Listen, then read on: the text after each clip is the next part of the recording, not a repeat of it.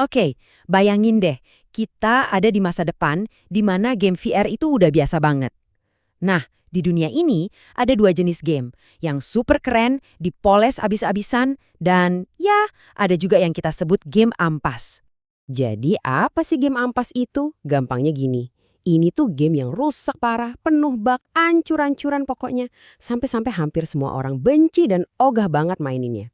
Tapi anehnya nih, buat segelintir orang, game-game kayak gini tuh bukan kutukan. Malah sebaliknya, ini tuh kayak panggilan jiwa. Sebuah tantangan yang emang sengaja mereka cari-cari. Nah, disinilah kita kenalan sama tokoh utama kita, Rakuro Hizutome. Dengerin deh kata-katanya. Kebebasan selama 3 menit itu jadi motivasiku buat bertahan. Maksudnya apa coba? Ternyata setiap kali dia namatin bos terakhir di game ampas, hadiahnya itu 3 menit buat ngehajar NPC yang paling nyebelin di game itu. Cuma itu. Itulah motivasinya. Gokil kan?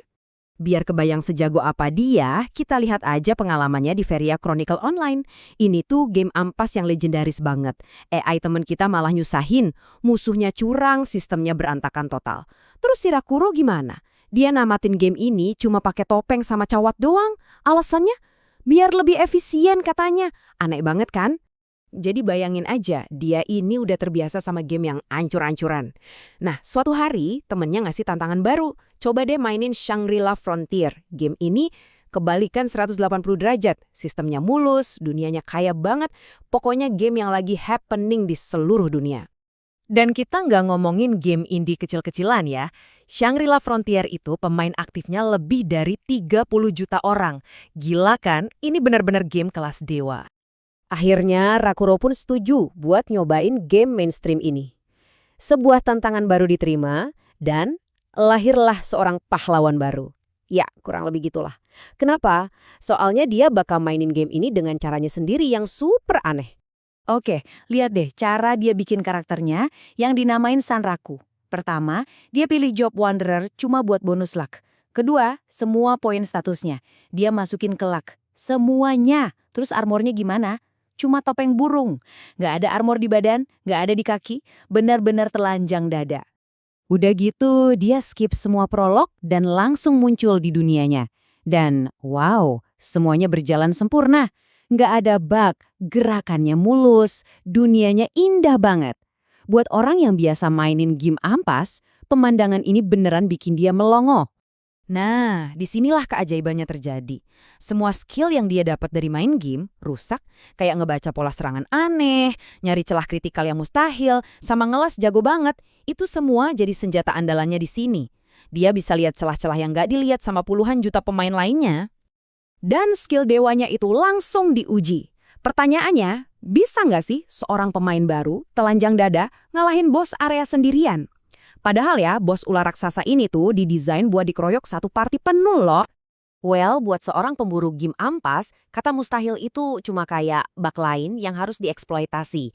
Dan bener aja, dengan kelincahannya yang gila dan serangan kritisnya yang pas, dia berhasil melakukan hal yang mustahil itu. Menang solo, sendirian. Keren banget.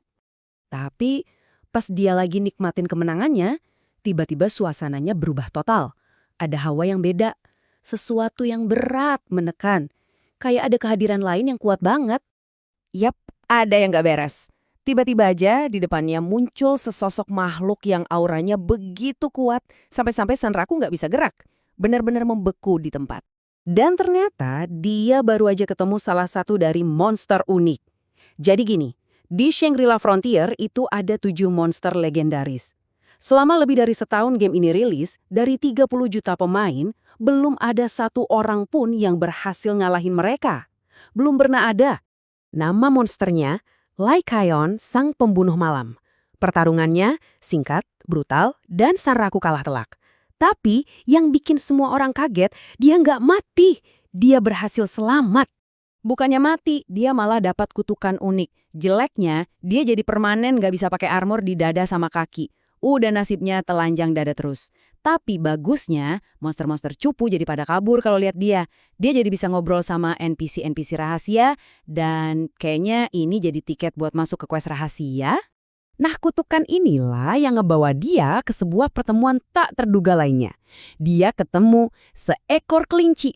Tapi ini bukan kelinci biasa. Ini kelinci Vorpal yang super langka. Dan ternyata pertemuan ini jadi kunci buat ngebuka skenario unik. Ini adalah questline super rahasia yang belum pernah ditemuin pemain lain, yang ngebawa dia ke sebuah kerajaan kelinci tersembunyi bernama Rabbituza. Di sana, si kelinci yang namanya Emil ini bilang, "Bos mau ketemu sama kamu." Hah? Bos? Siapa bosnya? Kenapa juga bos ini mau ketemu sama pemain aneh yang bajunya cuma topeng sama cawat? Gimana ceritanya? Perjalanan Sanraku, si spesialis game ampas, malah ngebawa dia ke jalan yang sama sekali beda dari 30 juta pemain lainnya. Ini benar-benar bikin kita penasaran kan? Jadi, apa sebenarnya rahasia di balik Rabbituza ini?